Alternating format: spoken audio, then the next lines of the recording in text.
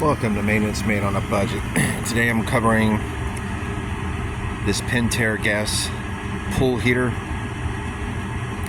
and the issues I was having with it is it would not kick on, and I got an LED6 code yesterday, and so when you come up to here now it's actually operating. And I'm gonna go over what I did, and I think I might know what the reason was. However, right now it's operating fine. Gas is coming on. I can feel the exhaust coming off. So what I'm gonna do is go over what I did that fixed this, and but before we get into that, if you like this channel, please hit the like button and subscribe. It'll greatly help us out if you do so, and hope you get some good content out of this. So yesterday the heater would not kick on, and we got a service system light. And so what you got to do is take this apart, and on the back side of this circuit board, whatever's causing the fault will be illuminating. So I'm going to go ahead and show all that. And what it was the LED6. So when I looked that up, it ended up being the thermal bulb, the temperature sensor was showing a fault, which is inside of the exhaust manifold here. So when I took it apart, I went and looked at the old sensor so I can make sure I order the new one correctly. And I think when I put the old one back, it probably got cleaned up on the connections here, and now it's working. I was getting ready to start making the video on the repair, and it just kicked on. So we're going to turn this into 2 steps of what you should probably do first before ordering the spare part. So we'll get into it. Alright, so I'm going to go ahead and turn this off.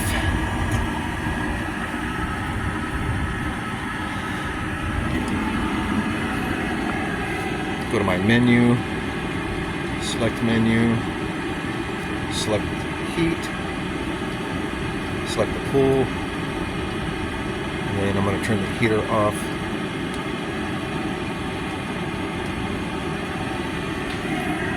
Just see if it cycles the gas off. Usually takes a second.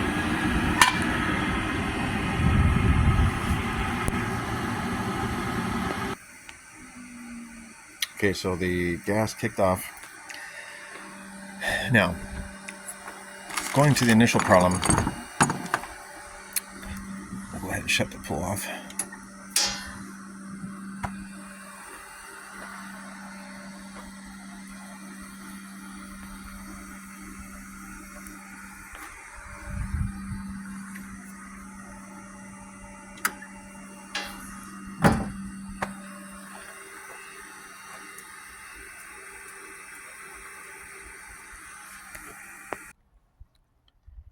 Alright, so I got the pool off. So first thing is, you've got 4 screws. Okay, loosen up these screws on this panel, and on the panel in the back is the same. And then once you do that, you got to remove the top part. There's 4 wing nuts that hold this down. So we'll go ahead and do that. Right now I'm going to take these off.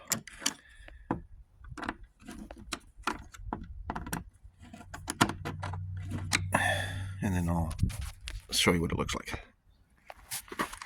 Alright, so I got that removed. And then as you go underneath, there's these wing nuts, and you just twist them off like that. Got one on this corner, and then 2 in the back. And then depending on how your setup is, it might be a little tricky, like this one, because it's right up against the wall of the home.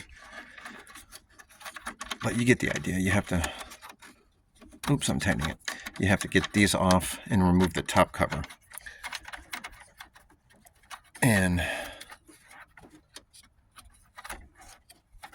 you'll have obviously your heater, information on your unit itself, model number. So when I looked up the part, I just typed in the model number to get the sensor. There's the exhaust, right? But what I want to show you first is, when you have a heater issue, if it's not kicking on, the original symptom was it started, the heater kicked on, and then it automatically shut off. And then every time after that, it just would never start back. It seemed like you would hear the click, but it wouldn't kick the motor on. And then I was getting a service system light. So the way you find out what's causing the fault, you have to remove this cover, and you'll see the panel there. So let me do that. And this is just a cover. I forgot to put the screw in, but you can see you can loosen that up, and in here you can actually check your wires and see if there's anything maybe chewed up. You know, you are going to have issues with rodents possibly coming in here and nesting. So the first thing you want to do is do a visual and make sure that there's no chewed marks or anything like that. I didn't find anything of that nature, but I need to put this back.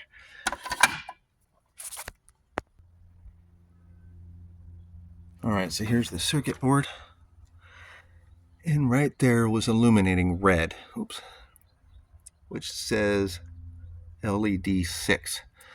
So all that took was a simple Google search, and it said it was the thermal temperature switch, or I forgot the actual name, but that sensor right there. You have these two connections, and it right there threads in.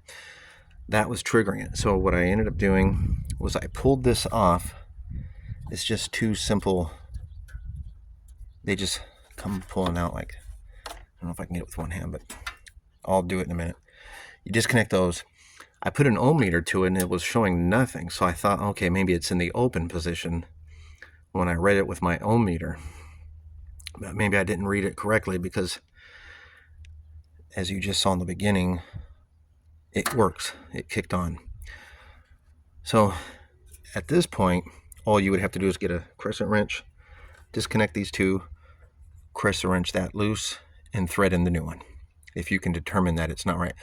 But what I would do first is just take these two apart. If this is only if you're reading the same code that is telling you to get this. As you can see, there's an LED 8, 9, 11. So it could be a number of different things. These are the LEDs here on the bottom. But if this is what you're running into, then you're going to be dealing with something like this.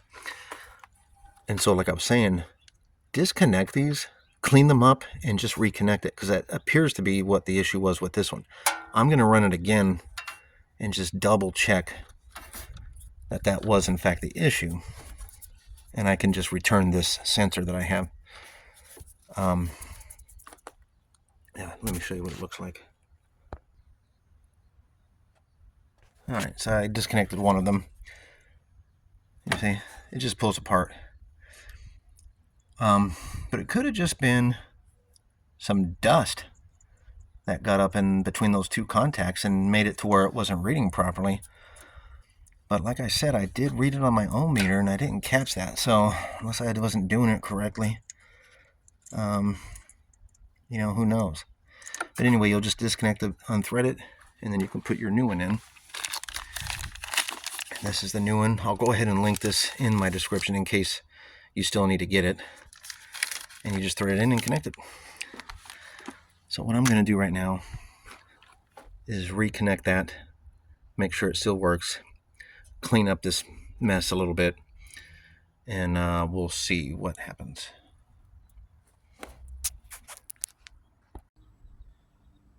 All right, so went ahead and reconnected it. And if you're actually needing the new sensor, then this would be the point where you just thread it in and reconnect it. and then just put your top back on so you can make sure it works. So we're going to go ahead and start it now.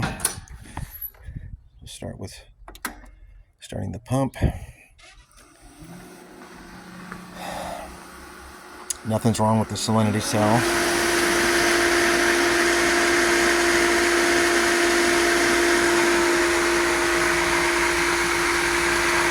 Give it its minute or two. The high speed primes the filter housing, and then it'll click into normal speed.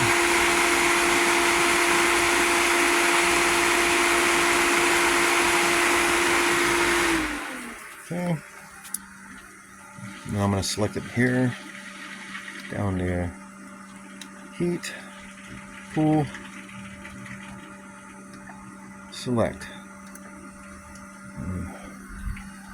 Come over here. Alright. Might be hard to see because it's a weird light. I did select the heater.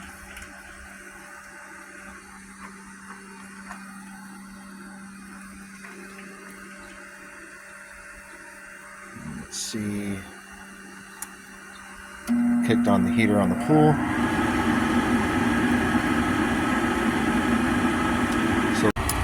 Okay, so the igniter just kicked on and it's working. So this would be for an LE6 code or LED6 or EO6 code. You're going to be needing to replace this. But as I learned, disconnect it, clean up the terminals, and reconnect it first and see if it actually works before ordering this part. Because in my case, that's all I had to do. Hope this video helps, guys. Hit the like button if you got anything out of it. Help push the video out there, and subscribe. See you again next time.